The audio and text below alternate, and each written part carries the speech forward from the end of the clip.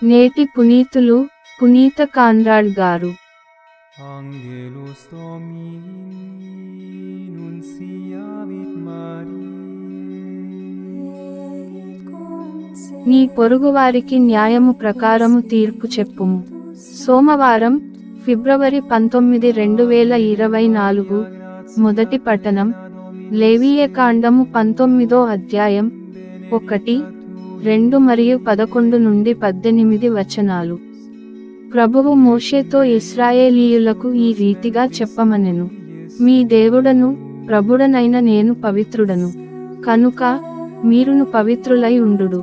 మీరు దొంగతనము, మోసము చేయకుడు, అబద్ధమాడకుడు, నా పేరెత్తి అసత్య ప్రమాణములను చేయకుడు, నా నామమును అమంగళము చేయకుడు, నేను ప్రభుడను.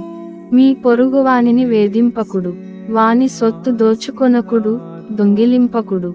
రాత్రి గడవక మునుపే మీరు కూలికి కుదుర్చుకొనినవాని కూలి చెల్లింపుడు. మూగవానిని శపింపకుడు.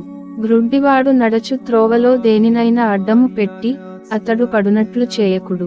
మీరు మీ ప్రభువునకు భయపడుడు, నేను మీ ప్రభుడను. మీరు తగవులకు తీర్పు చెప్పునప్పుడు న్యాయమును పాటింపుడు. పేదలకు పక్షపాతము చూపకుడు, సంపన్నులకు భయపడకుడు. న్యాయము ప్రకారము తీర్పు చెప్పుడు.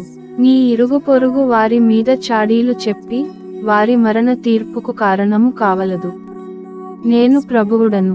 పొరుగు వాని మీద ద్వేషము పెట్టుకొనకుడు. అతని తప్పిదమును గూర్చి అతనిని మందలింపుడు.